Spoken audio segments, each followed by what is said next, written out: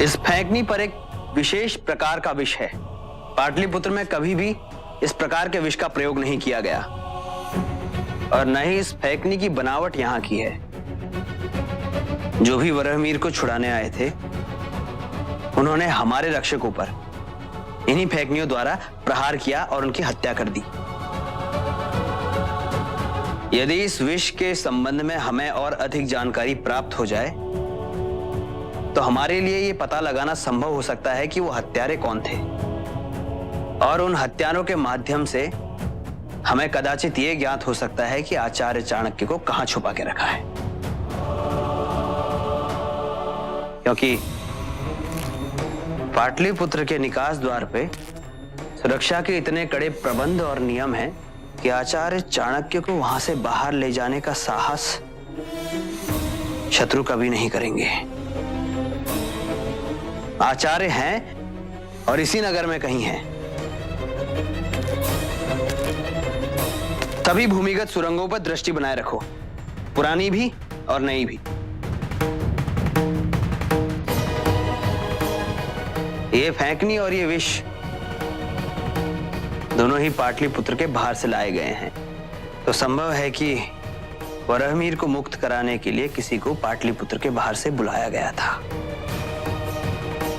सोनाक्षी, तुम्हें व अन्य गणिकाओं को सतर्क रहना होगा। किसी पे भी संदेह हो तो तुम जानती हो कि तुम्हें क्या करना है। वरहमीर अपने मुक्त होने का उत्सव मनाने के लिए अधीर हो रहा होगा।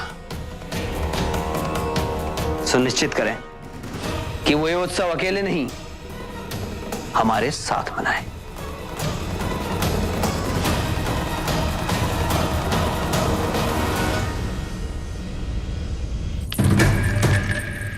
ऐसा कैसे हो सकता है? बाबा ने खुद उसे मारा था, तो फिर वो धर्मा जिंदा कैसे हो सकती है? लेकिन अगर वो जिंदा हुई तो वो तो सम्राट को सब कुछ बता देगी। और अगर बात बाबा पर आई तो बात तो हम पर भी आएगी। इससे पहले सम्राट उसे ढूंढ निकाले, बाबा को उसे ढूंढकर खत्म कर देना होगा। अब समय आ गया है, समय आ गया है जब हमें हमारे दुश्मन से हाथ मिलाना होगा। सम्राट को किसी की सुध नहीं है, जैसे हम रानियां उनके लिए कुछ है ही नहीं। विक्षिप्त हो गए हैं। सोचिए महारानी, उस औरत के यहां होने की संभावना से ही सम्राट का ये हाल है। और अगर वो सम्राट को मिल गई तो हम रानियां तो दासी बन जाएंगी उसकी। इतने साल ये राज हमने छुपा कर रखा हम सबसे। इस राज ने हमें अंदर ही अंदर कितना जलाया होगा, आप इसकी कल्पना भी नहीं कर सकती। मुझे तो विश्वास ही नहीं हो रहा कि सम्राट ने मेरे साथ इतना बड़ा धोखा किया। उन्होंने मुझे बिना सूचित किए विवाह किया तो किया, किंतु लौटने पर मुझे इस योग्य भी नहीं समझा कि वो मुझे सत्य बता सके। पता नहीं इतने वर्षों तक कहां रंग रलियां मना रही थी वो, कि अब अचानक यहां पर लौट आई है। रंग रूप ढलने लग गया होगा उसका, और क्या। इसलिए उसने सोचा होगा कि क्यों ना मैं राजभवन आके आश्रय ले लूं, किंतु उसकी भलाई इसी में है कि सम्राट उसे ना ढूंढ पाए। और अगर वो मिल भी गई तो मैं उसे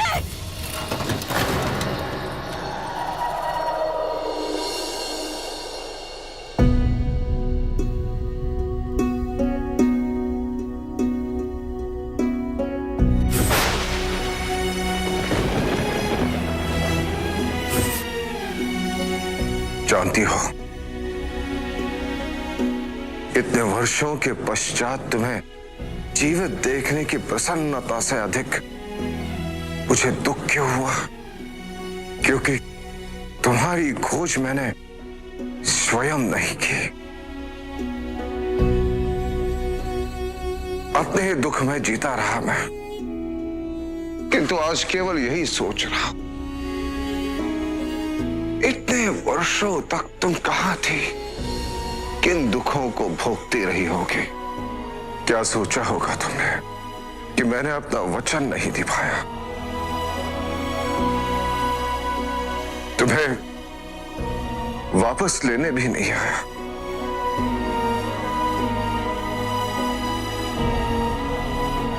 मुझे इतने शीघ्र हार नहीं माननी चाहिए थी। हम इस तरह हार नहीं मान सकते महारानी।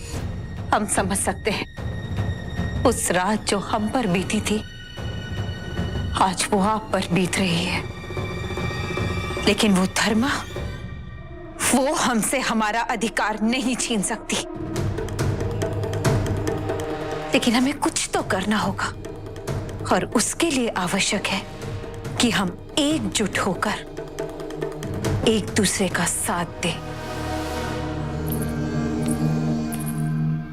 तो हम ऐसा क्यों सोच रहे हैं? राजा की अनेक रानियां होना स्वाभाविक है। जिस प्रकार हमने एक दूसरे को सम्मान दिया है, एक दूसरे को स्वीकार किया है, उसी प्रकार हमें धर्मा को भी स्वीकार करना चाहिए। यदि सम्राट सबसे अधिक प्रेम धर्मा से करते हैं तो हमें सम्राट के लिए धर्मा का सम्मान करना चाहिए। मेरा हृदय तुम्हारी तरह बड़ा नहीं है रानी सुप्रसी। मुझ पर क्या बीत रही है तुम ये सोच भी नहीं सकती। वो वन कन्या एक बार मुझे मिल जाए बस। राजकुमारों की राजकुमार वाणी, क्षमा कर दीजिए, वो राजकुमार ध्रुपद हट कर रहे थे इसलिए। चलिए। सुनो, तुम कहां से आई हो?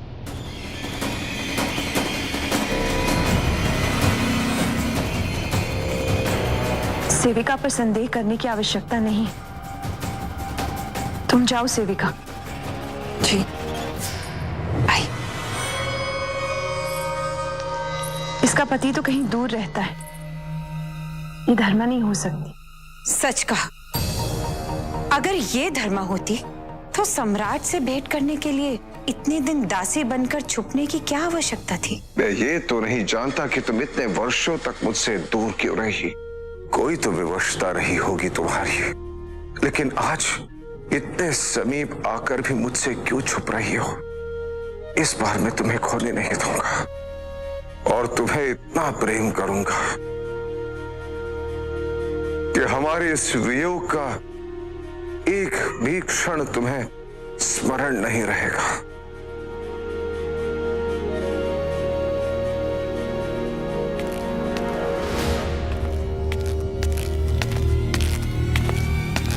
कुछ पता चला? नहीं सम्राट, सभी दासियों में ऐसी कोई भी दासी नहीं जिस पे हमें कोई संदेह हुआ हो। क्या तुम्हें विश्वास है सारी दासियों की पहचान कर ली गई है? जी सम्राट।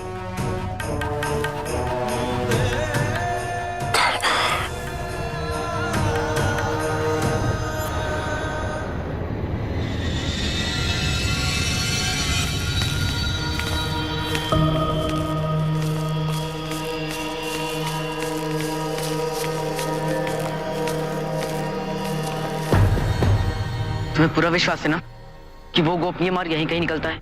निसंदेह। तो इस स्थान पर उस सुरंग का निकास द्वार भी होगा। हम तीनों को मिलकर तो ढूंढना है। चलो।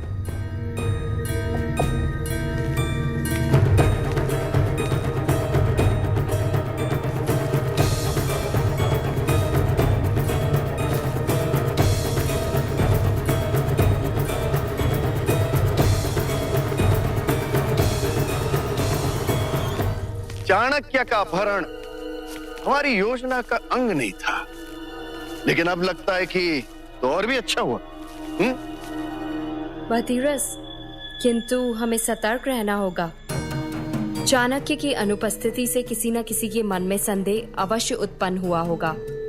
संभव है कि कोई ना कोई चाणक्य को अभी इस समय भी ढूंढ रहा होगा। यदि कोई ढूंढते हुए मिल भी जाएगा तो उसे अवश्य आचार्य चाणक्य के पास पहुंचा दिया जाएगा।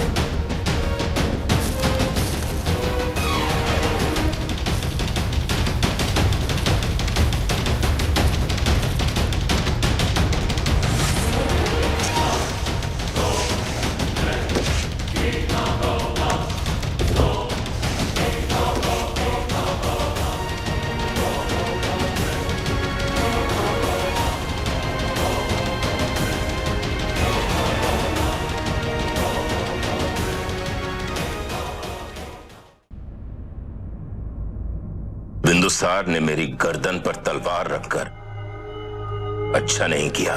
अगर धर्मा मिल गई तो अगली बार सम्राट की ये तलवार रुकेगी नहीं।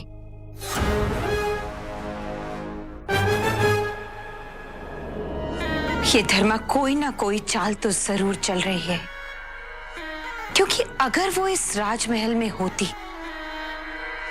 तो सम्राट से क्यों छुपती? इससे पहले कि वो सम्राट को मिले, आपको उसे ढूंढ निकालना होगा। वो अग्निशिखा के गहने बनकर कब आ रहे हैं?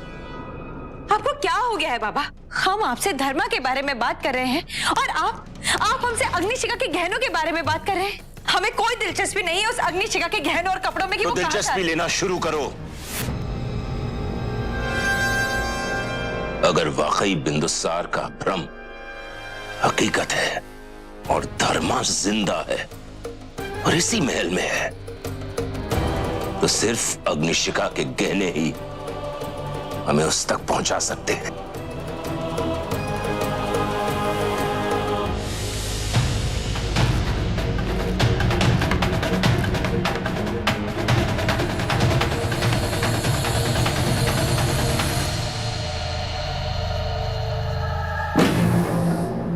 क्या तुम सच में ये करना चाहते हो? सुरंग में रहना कितना कठिन होता है, मुझसे पूछो। मेरे पास और कोई विकल्प नहीं है मित्रों। तो तुम हमें अपने साथ क्यों नहीं ले चलते?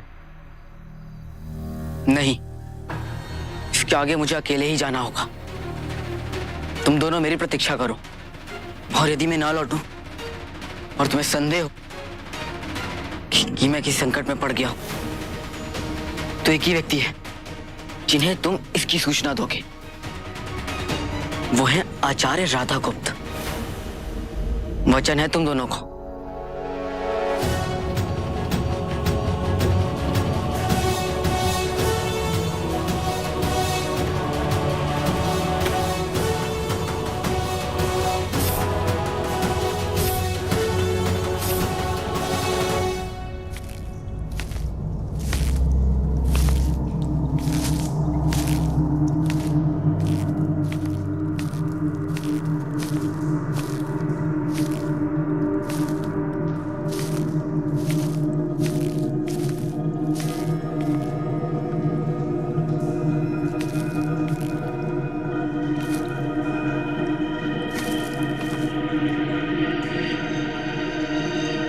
अर्थात वो व्यक्ति किसी को तो यहां से घसीट के ले गया है।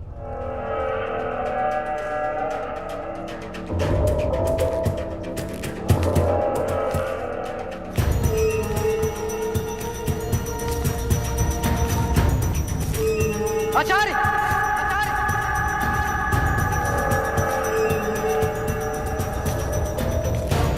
आचार्य, आचार्य, आचार्य, आचार्य।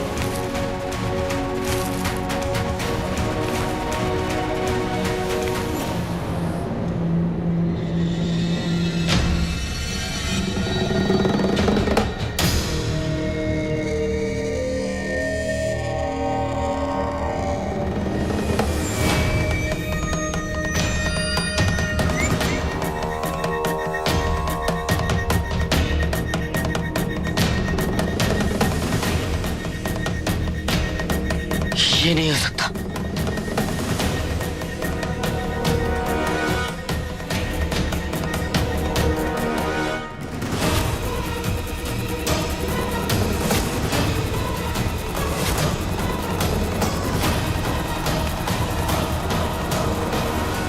पतचिन यहाँ पे समाप्त हो गए और यहाँ से आगे जाने का कोई मार्ग भी नहीं है। यदि आचार्य यहाँ नहीं तो कहाँ है?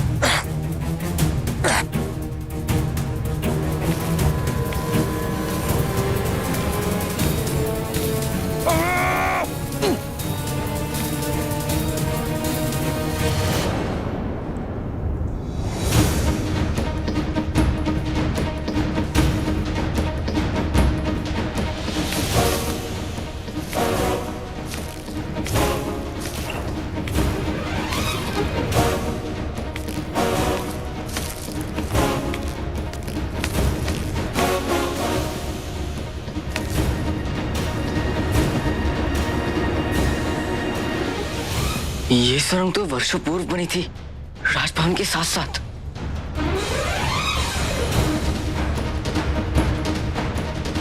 फिर यहाँ यह आर्द्रता कैसी?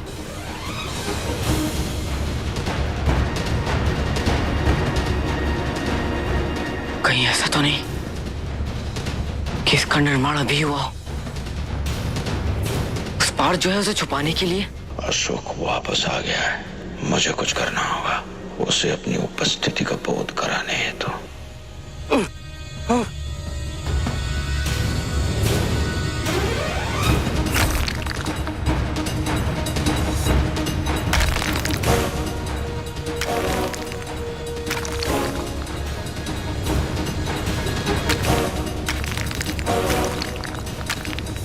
इस समय ये केवल एक विभाजक दीवार नहीं, समस्त मगध के भविष्य का द्वार है। यदि अशोक ने इसे गिरा दिया तो वो मगध के पतन और मौर्य वंश के विनाश को रोक लेगा। वसुनंदन, कहीं ऐसा तो नहीं अशोक पर कोई संकट आ गया हो? इतना समय नहीं लगना चाहिए था। मैं जाकर देखता हूँ। अशोक ने क्या कहा था याद है ना? यदि हमें ऐसा प्रतीत हो कि वो किसी संकट में है तो हमें केवल आचार्य राधागुप्त को सूचित करना होगा। तो फिर इतना विलंब क्यों? चलो। सुना है राजभवन में दासियों की पहचान निकाली गई है। हाँ, सम्राट के आदेश पर। कुछ ज्ञात हुआ? क्यों? कौन है वहाँ झाड़ के पीछे? ये दोनों इधर क्या कर रहे थे?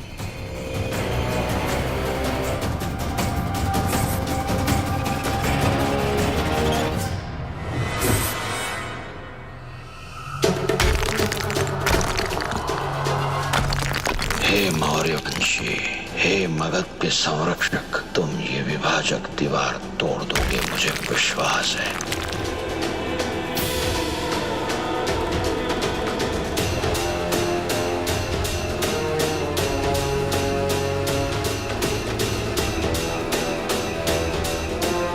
कुछ तो है उस पार। कहीं आचार्य चाणक्य यही तो नहीं?